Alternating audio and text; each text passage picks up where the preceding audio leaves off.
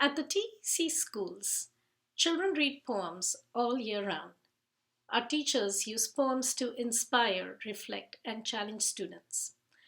On the very first day of COVID-19 school closures, our upper elementary teacher welcomed students with a poem about belonging and caring, about a child and his pet, about a bond between a parent and a child.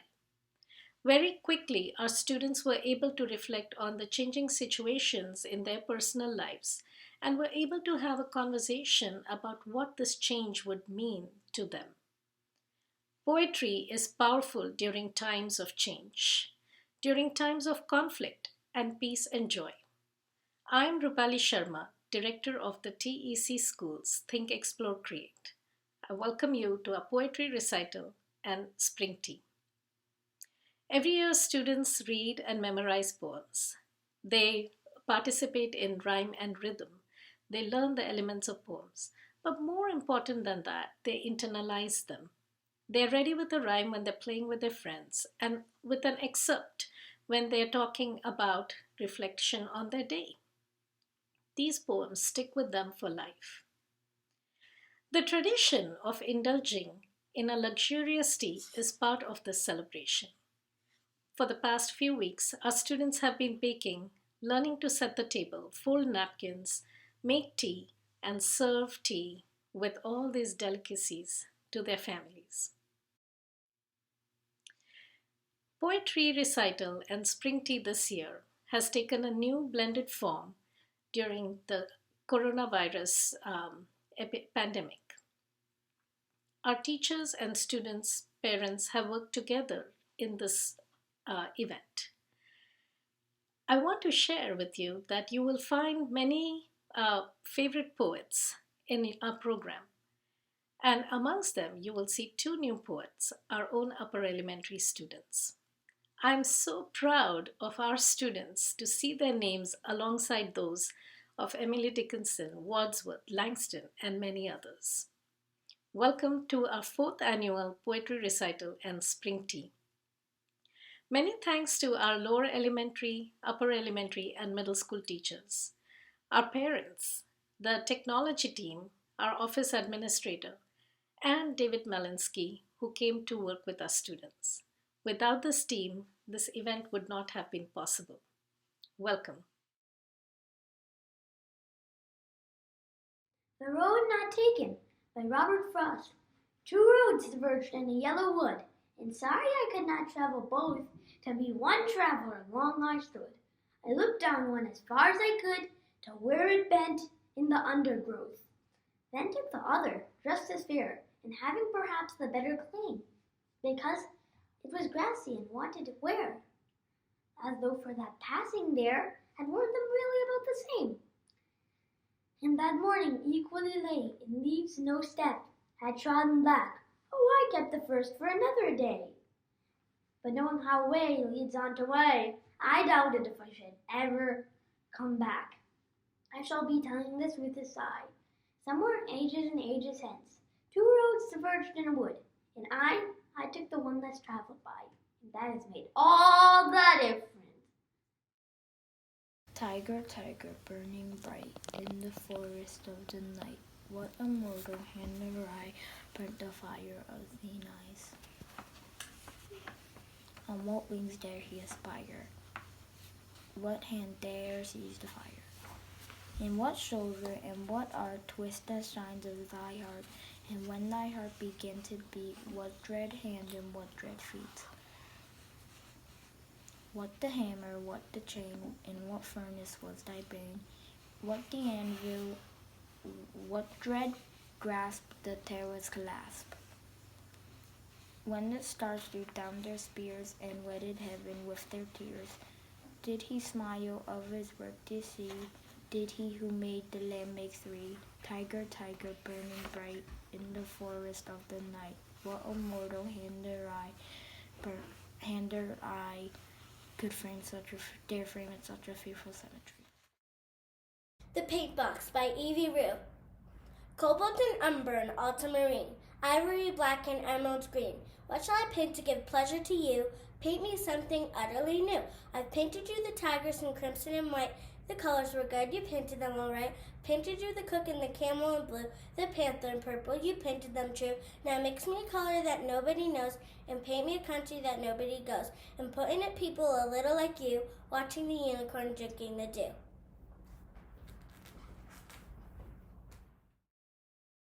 Daddy Fell into the Pond by Alfred Noyes. Everyone grumbled, the sky was gray, we had nothing to do and nothing to say.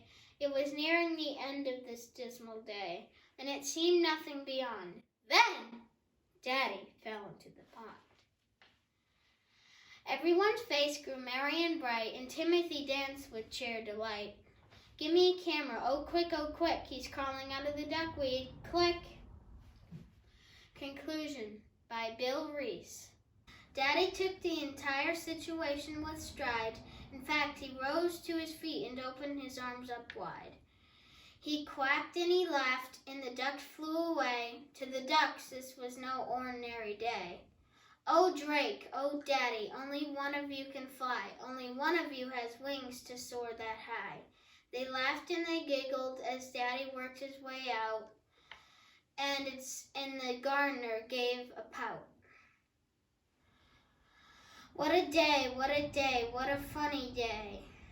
And the sky brightened and there was nothing but sun. The day was a memorable one. They had nothing but fun when Daddy fell into the pond.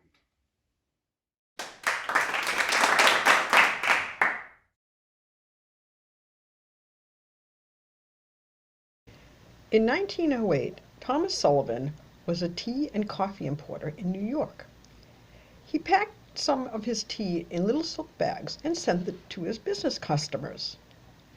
The business owners loved the idea of tea in a bag and clamored for more.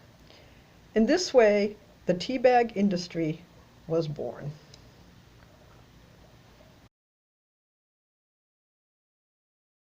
Tommy Tiddles. I've heard that Tommy Tittlemouse lived in a tiny little house, thatched with a roof of rushes round, lined with hands that fell down, walled with woven grass and moss, tagged down with willow twigs or moss. Wasn't that a charming house for little Tommy Tittlemouse? Sweet and Low by Tennyson. Sweet and low, wind of the western sea. Low, low, breathe and blow, wind of the western sea. Over the rolling waters go, come from the dying moon and blow, blow him again to me. While my little one, while my pretty one sleeps. Sleep and rest, Father will come to thee soon. Rest, rest in mother's breast, Father will come to thee soon. Father will come to his babe in the nest, silver sails all out of the west, under the silver moon. Sleep, my little one, sleep, my pretty one, sleep. Mr. Sun, Mr. Golden Sun, please shine down on me. Mr. Sun, Mr. Golden Sun, hiding behind a tree.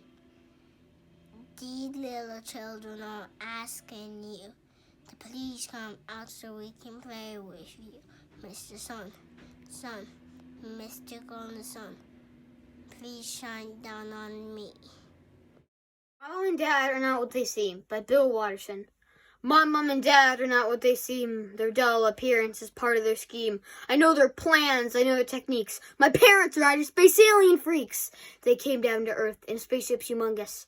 Posing as grown-ups, they now walk among us. My parents deny this, but I know the truth. They're here to enslave me and spoil my youth. Early each morning, as the sun rises, Mom and Dad put on their earthling disguises. I knew right away their masks weren't legit. Their faces are lined, they sag and don't fit. The Earth's gravity makes them sluggish and slow. They say not to run wherever I go. They live by the clock, they're slaves to routines. They work the year round, they're almost machines. They deny that TV and fried food have much worth. They cannot be human, they're not of this earth. I cannot escape their alien gaze, and they're warping my mind with their alien ways. For sinister plots, this one is a gem. They're bringing me up to turn me into them. It Couldn't Be Done by Edgar Albert Guest. Somebody said that it couldn't be done, but he with a chuckle replied that maybe it couldn't, but he would be the one who wouldn't say so till he tried. So he buckled right in with a trace of a grin on his face.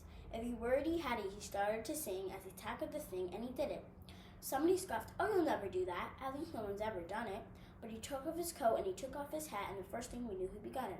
With a lift of his chin and a bit of a grin, without any doubting or quit it, he started to sing as he tackled the thing that couldn't be done, and he did it.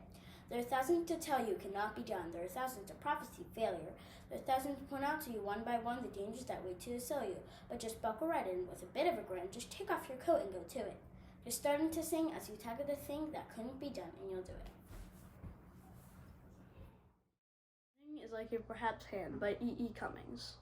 Spring is like a perhaps hand which comes carefully out of nowhere, arranging a window into which people look while people stare. Arranging, changing, carefully placing a strange thing there and a known thing here, and changing everything carefully. Spring is like a perhaps hand in a window, carefully, to and fro, moving new and old things, while people stare, placing a perhaps fraction of flower here, or an inch of air there, and without breaking anything. Dust of Snow by Robert Frost. The way crows shook down on me, the dust of snow from a hemlock tree, has given my heart a change of mood and saved some part of a day I had rued. Do not stand at my grave and weep by Mary Elizabeth Fry. Do not stand at my grave and weep. I am not there. I do not sleep. I am the thousand winds that blow. I am the diamond glintering snow. I am the sunlight unripened grain. I am the gentle autumn rain. When you awake in the morning hush, I am the swift lifting rush of quiet birds and circling flight. I am the bright delight of night. Do not stand at my grave and weep. I am not there. I do not sleep.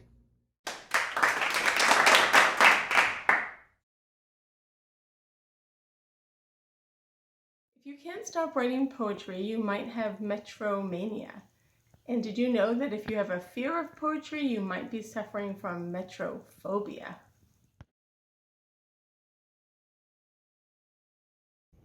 The Rose That Grew from Concrete by Tupac Shakur. Did you ever hear about the rose that grew from a crack in the concrete? Proving nature's law wrong, it learned how to walk without feet. Funny seems it, but by keeping its dreams, it learned how to breathe fresh air.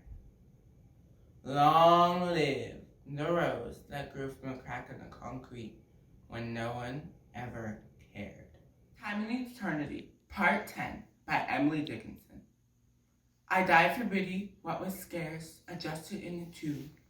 When one who died for truth was laying in the adjoining room, he questioned softly why I failed. For beauty, I replied, and for truth, two are one, brethren we are, he said. And so, kingsman, men and knight, we talk between the rooms, until the moss has reached our lips and covered up our names. Ate a microchip by Neil Levin. Baby ate a microchip. Then he grabbed a bottle, took a sip, and he swallowed it and made it beep. And now he's thinking pretty deep. He's downloading his ABCs and he's calculating when to freeze. He's memorizing useless facts while doing daddy's income tax. He's processing and now he thrives on feeding his internal drives. He's throwing fits and now he fights with ruthless bits and toothless bites. Baby must be feeling very smug. Hold on, baby caught a bug. Trying to reboot and he accidentally got erased. Man by J.R.R. Tolkien. There was a man who dwelt alone beneath the moon in shadow. He sat as long as lasting stone, and yet he had no shadow. The elves they perched upon his head beneath the moon of summer. They wiped their beaks and thought him dead who sat there dumb all summer.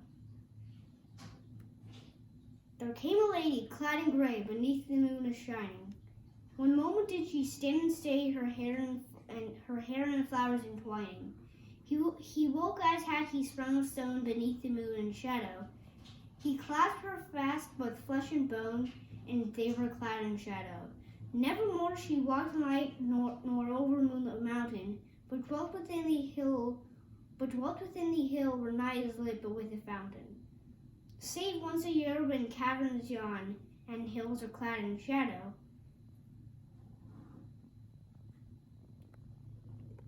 They danced together then till dawn and cast a single shadow.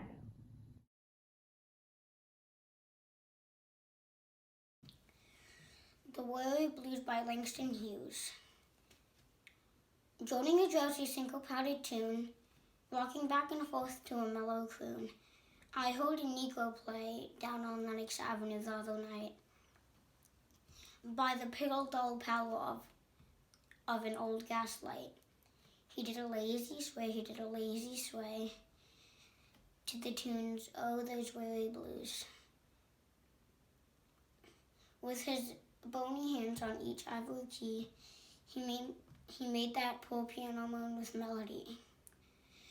Oh, blues. Swaying to and fro on his rickety stool, he played that sad, raggy tune like a musical fool. Sweet blues coming from a black man's soul. Oh, blues.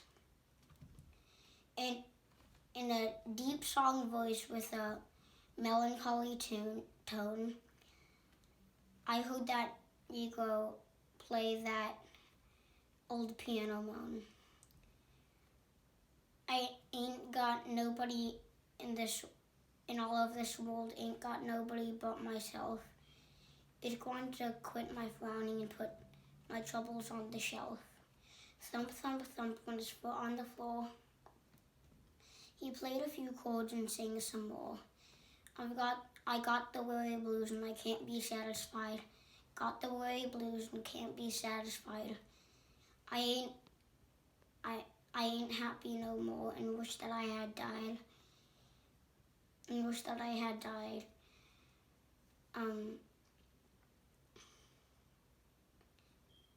He fall into the night. He crooned that tune. The stars went out and so did the moon. The singer stopped playing and went to bed, while the weary blues echoed through his head. He slept like a walker man that's dead. You Forever by Elise Lamonte. I love you on a hot summer day. I love you on a cold winter's night. I'll hold you in my arms oh so tight. You're as funny as a comedian, as smart as a teacher. I love you now and I love you forever. You mean the world to me. Don't leave me now, don't leave me ever, 'cause I love you forever. Raindrops by Kimberly Wu. If kisses were raindrops, I'd send you showers. If hugs were seconds, I'd send you hours. If smiles were water, I'd send you the sea. And if love were a person, I'd send you me. When you rise in the morning by Chief Kikunsei. When you rise in the morning, give thanks to your morning light. Give thanks to your life and your strength. Give thanks to your food and the joy of living.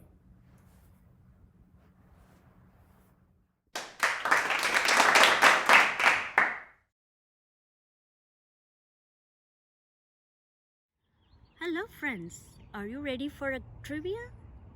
Can you guess who wrote the poem The Night Before Christmas? I'm going to count 10, 9, 8, 7, 6, 5, 4, 3, 2, 1. The poet who wrote The Night Before Christmas is Clement Moore. Are you ready for the second question? Let's go. I love the world when it is red, when scarlet leaves make mice a bed, and sunset crimson overhead. Which two words from these lines are compound words? Can you guess? 10, 9, 8, 7, 6, 5, 4, 3, 2, 1. The answer to the question is the two compound words are sunset and overhead.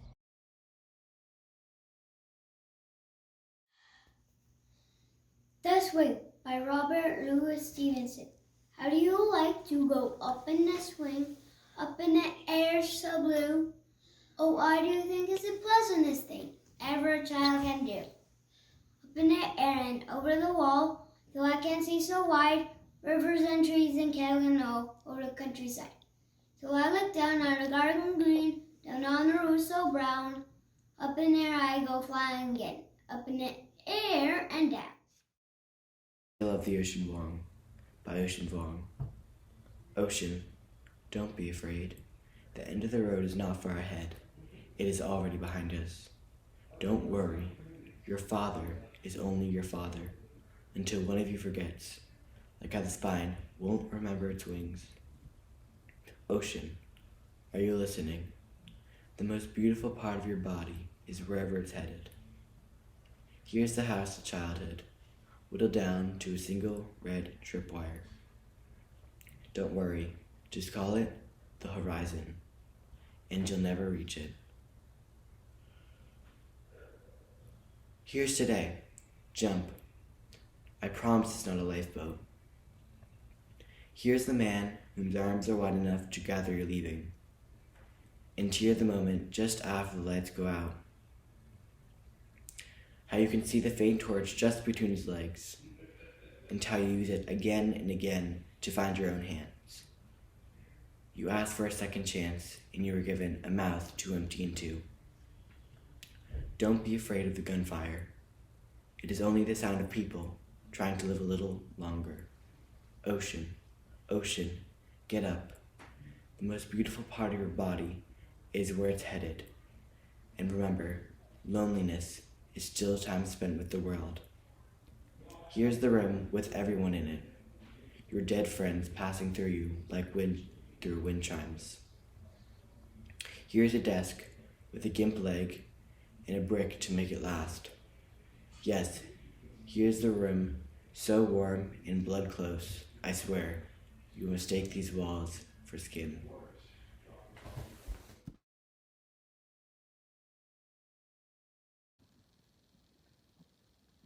Daffodils by William Wordsworth. I wandered lonely as a cloud that floats on high o'er vales and hills, when all at once I saw a crowd, a host of golden daffodils, beside the lake, beneath the trees, fluttering and dancing in the breeze, continuous as the stars that shine and twinkle on the Milky Way. They stretched in a never-ending line along the margin of a bay. 10,000 saw I at a glance, tossing their heads in a sprightly dance. The waves beside them danced, but they outdid the sparkling waves in glee. A poet could not but be gay in such a jocund company. I gazed and gazed, but little thought what wealth the show to me has brought. For oft when on my couch I lie, in vacant or in pensive mood, they flash upon that inward eye, which is the bliss of solitude, and then my heart with pleasure fills, and dances with the daffodils. Solitude by Ella Wheeler Wilcock. Laugh, and the world laughs with you. Weep, and you weep alone. For sad old earth must borrow its mirth, it has trouble enough on its own. Sing, and the hills will answer. Sigh, and it's lost on the air. The echoes are bound with joyful sound, but shrink from voicing care. Rejoice, and the men will seek you. Grieve, and they turn and go. They want full measure of all your pleasure, but they do not need your woe. Be glad, and your friends are many. Be sad, and you lose them all. There are none to decline your nectared wine, but alone you must drink life's gall. Feast, and your halls are crowded. Fast, and the world goes by. Succeed and give, it'll help you live, but no man can help you die. There's room in the halls of pleasure for a long and lordly train, but one by one we all must file on through the narrow aisles of pain.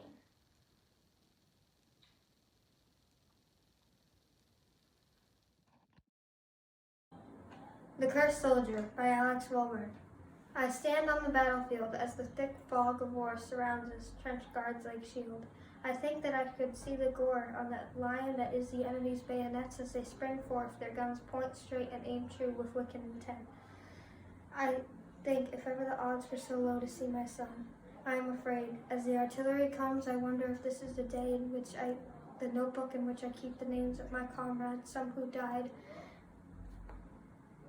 like heroes and others who ran from their battalion, overflows its pages exhausted and tired, depressed and tear-stained.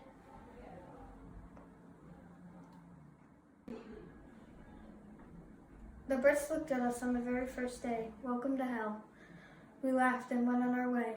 I'm the only one left. One by one, each one of them fell. Food is gone, likely from theft.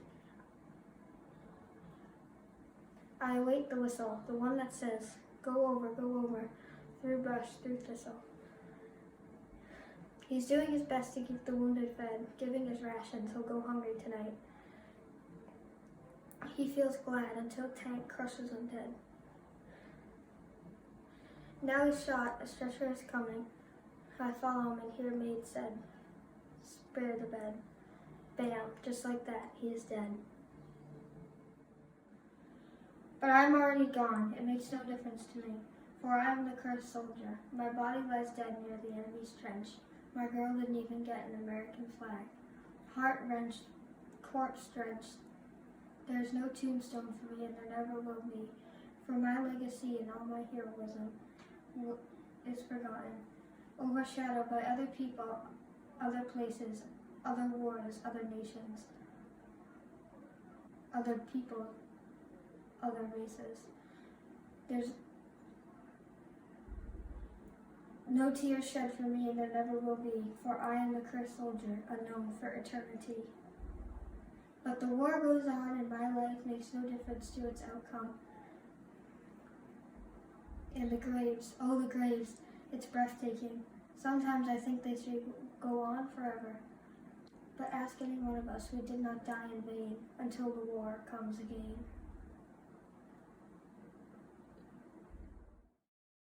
I Hear America Singing by Walt Whitman. I hear America singing, the varied carols I hear, those of mechanics, each one singing his as it should be, blithe and strong. The carpenter singing his as he measures his plank or beam. The mason singing his as he makes ready for work or leaves off work. The boatman singing what belongs to him in his boat, the deckhand singing on the steamboat deck. The shoemaker singing as he sits on his bench, the hatter singing as he stands. The woodcutter's song, the plowboy's on his way in the morning, or at noon intermission, or at sundown. The delicious singing of the mother, or of the young wife at work, or of the girl sewing or washing. Each one singing what belongs to him or her, and to none else. The day what belongs to the day, at night the party of young fellows, robust, friendly, singing with open mouths their strong melodious songs. Pan with Us by Robert Frost. Pan came out of the woods one day. His skin and his hair and his eyes were gray. The gray of the moss of walls were they, and stood in the sun and looked his fill at wooded valley and wooded hill. He stood in the zephyr, pipes in hand, on a height of naked pasture land. In all the country he did command. He saw no smoke, and he saw no roof. That was well, and he stamped a hoof. His heart knew peace, for none came here to this lean feeding, save once a year. Someone to salt the half-wild steer, or homespun children with clicking pails, who see so little they tell no tales. He tossed his pipes, too hard to teach, a new world song far out of reach. For a sylvan sign that the blue jays screech, and the whimper of hawks beside the sun. For music enough for him, for one. Times were changed from what they were. Such pipes kept less of power to stir. The fruited bough of the juniper and the fragile bluets clustered there in the merest aimless breath of air. These were pipes of pagan mirth, and the world had found new terms of worth. He laid him down on the sun-burned earth, and ravelled a flower, and looked away. Play, play, what should he play? To the Thawing Wind, by Robert Frost. Come with rain, O loud southwester, bring the singer, bring the nester. Give the buried flower a dream, make the settled snowbank steam. Find the brown beneath the white, but whate'er you do tonight, bathe my window, make it flow, melt it as the ices go. Melt the glass and leave the sticks, like a hermit's crucifix.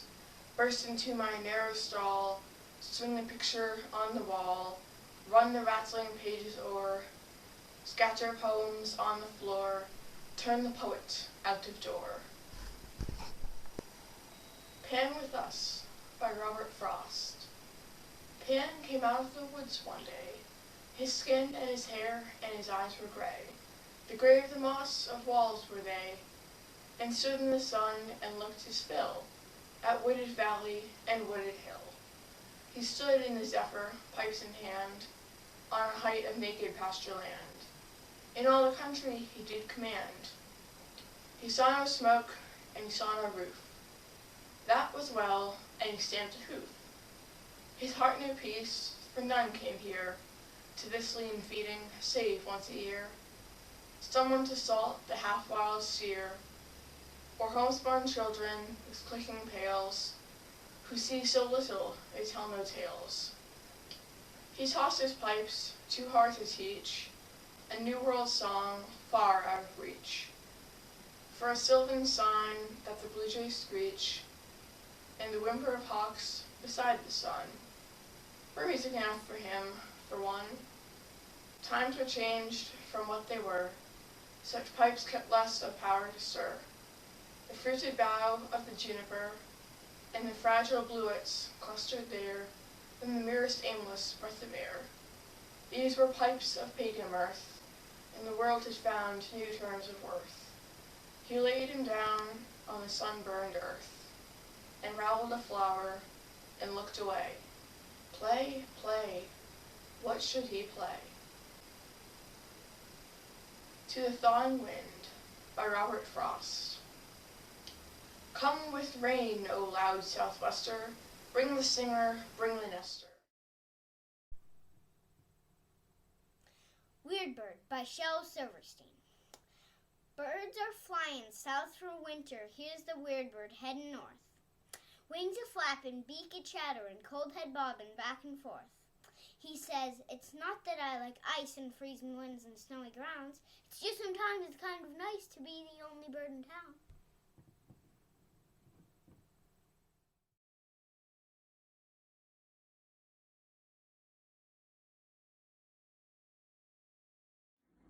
The Raven by Edgar Allan Poe. Once upon a midnight dreary, well I pondered, weak and weary, over many a quaint and curious volume of forgotten lore. Suddenly there came a tapping, as of someone gently rapping at my chamber door. "Oh, 'tis some visitor," I muttered, tapping at my chamber door. "Only this and nothing more." Ah, distinctly I remember, it was in the bleak December, and each dying ember wrought its ghost upon the floor. Eagerly I wished the morrow. I sought to borrow from my books surcease of sorrow, sorrow for the lost Lenore, the rare and radiant maiden who the angels name Lenore, nameless here and forevermore. And the silken, sad, uncertain rustling of each purple curtain thrilled me, filled me with fantastic terrors never felt before. So that now 'tis the beating of my heart I stood repeating, 'Tis some visitor entreating entrance at my chamber door. Some late visitor entreating entrance at my chamber door. This it is, and nothing more. Presently my soul grew stronger, hesitating then no longer. Sir, said I, or madam, truly your forgiveness I implore. But the fact is, I was napping, and so gently you came rapping, and so faintly you came tapping, tapping at my chamber door, that I was scarce I heard you. Here I opened wide the door. Darkness there, and nothing more. Long I stood there wondering, fearing, shouting, dreaming dreams no mortal ever dared to dream before. But the silence was unbroken, and the stillness gave no token, and the only word there spoken was the whispered word Lenore. This I whispered, and an echo murmured back the word Lenore, merely this and nothing more. Open here I flung the shutter, when with many a flirt and flutter, in there stepped the stately raven of the saintly days of yore. Not the least obscene made he, not a minute stopper stayed he, but with mien of warder lady, perched above my chamber door, perched above a bust of Pallas on my chamber door, perched and sat, and nothing more. To the chamber turning, all my soul within me burning. Soon again I heard a tapping, something louder than before. Surely, said I, surely that is something at my window. Lattice will let me see then what thereat is, and this mystery explore. Let my heart be still a moment, and this mystery explore. 'Tis the wind and nothing more. The ebony bird beguiling my saddened fancy into smiling by the grave and stern decorum of the countenance it wore. Though thy crest be shorn and shaven, though I said art sure no craven, ghastly grim and ancient raven, wandering from the night's shore, tell me what thy lordly name is on the night's plutonium shore. Quoth the raven, nevermore. Much I marveled this ungainly fowl to hear discourse so plainly, though its answer little meaning, little revealancy bore. For we cannot help agreeing that no living human being ever yet was blessed with seeing bird above his chamber door, bird or beast upon the sculpted bust above his chamber door, with such name as nevermore. But the raven, sitting lonely on that placid bust, spoke only that one word, as if his soul in that one word he did outpour. Nothing farther than he uttered, not a feather than he fluttered, till I scarcely more than muttered, other friends have flown before. On the morrow he will leave me, as my hopes have flown before. Then the bird said, nevermore. Startled at the stillness broken by reply so aptly spoken, doubtless, said I, what it utters is its only stock and store, caught from some unhappy master whom unmerciful disaster followed fast and followed faster, till his song, when burden bore, till the dirges of his hope, that melancholy burden bore of never, nevermore. But the raven, still beguiling all my fancy into smiling, straight I wheeled a cushioned seat in front of bird and bust and door. There upon the velvet sinking, I betook myself to linking fancy unto fancy, thinking of this ominous bird of yore, thinking of this grim, ungainly, ghastly, gaunt, and ominous bird of yore, meant in croaking, nevermore. This I sat and gazed and guessing, but no syllable expressing, to the fowl whose fiery eyes now burned into my bosom's core. This and more I sat divining, with my head at ease reclining, on the cushion's velvet lining that the lamplight gloated o'er. But whose velvet violet lining did the lamplight gloated o'er? She shall press, ah, nevermore. Then methought the air that grew denser, perfumed from an unseen censer, swung by Seraphine, in whose footfalls tinkled on the tufted floor, which I cried, thy God hath lent thee by these angels, he hath sent thee respite, respite, and nothing and forgot this last Lenore. Quoth the raven, nevermore. Prophet, said I, thing of evil, prophet still if bird or devil, Whether tempter sent or whether tempter thought thee here ashore, desolately all undaunted, on this desert land enchanted, by this home by horror haunted, tell me truly, I implore, is there balm in Gilead? Tell me, I implore. Quoth the raven, nevermore. Prophets to die a thing of evil, prophet still, if word or devil, by that heaven that bends above us, by the God we both adore. Tell the soul with star laden, if within the distant Aidenn, it shall clasp a sainted maiden, whom the angels name Lenore. Clasp a rare and radiant maiden, whom the angels name Lenore. Quoth the raven, nevermore. Be that word our sign of parting, bird or fiend I shrieked upsiding. Get thee back into the tempest and the night's Plutonian shore. Leave no black plume as a token of that lie thy soul hath spoken. Leave my loneliness unbroken. Quit the bust above my door. Take thy beak from out my heart, and take thy form from off my door. Quoth the raven, never. And the raven, never flitting, still is sitting on the pallid bust of Pallas just above my chamber door, and his eyes have all the seeming of a demon's that is dreaming, and the lamplight o'er him streaming, there's a shadow on the floor, and my soul from out that shadow that lies floating on the floor shall be lifted nevermore. The poem that the middle school class will be performing is called If. It is by Rudyard Kipling. The poem is a coming-of-age poem. The poem is structured in such a way that almost every line in a stanza starts with the word if. The poet is addressing his son in this poem, shedding light on his beliefs and conveying them to his son. If you can keep your head when all about you are losing theirs and blaming it on you, if you can trust yourself when all men doubt you, but make allowance for their doubting too, if you can wait and not be tired by waiting, or being lied about, don't deal in lies, or being hated, don't give way to hating, and yet don't look too good nor talk too wise.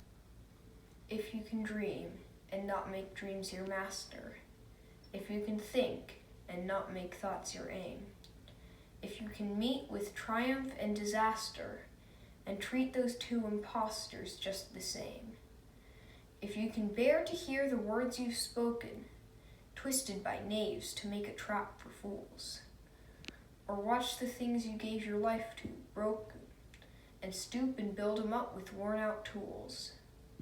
If you can take one heap of all your winnings and risk it on one turn of pitch and toss, and lose, and start again at your beginnings, and never breathe a word about your loss.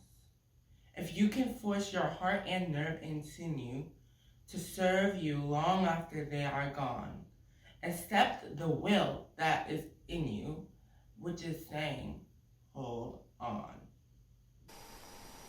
If you can talk with crowds and keep your virtue, or walk with kings nor lose the common touch. If neither foe nor loving friend can hurt you, and all men count with you, but none too much. If you can feel that unforgiving minute of 60 seconds worth of distance run. Yours is the earth and everything that's in it, and, which is more, you'll be a man, my son.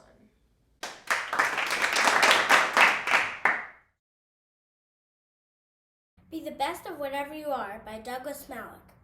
If you can't be a pine on the top of the hill, be a scrub in the valley. But be the best little scrub by the side of the rill. Be a brush if you can't be a tree. If you can't be a bush, be a bit of the grass and somehow a happier make. If you can't be a muskie, then just be a bass, but the liveliest bass in the lake. We can't all be captains, we've got to be crew, but there's something for all of us here. There's big work to do and less to do, and the task we must do is the new. If you can't be a highway, then just be a trail.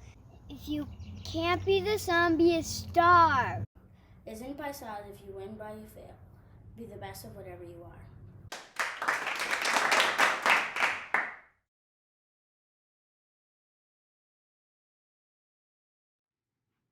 Bye.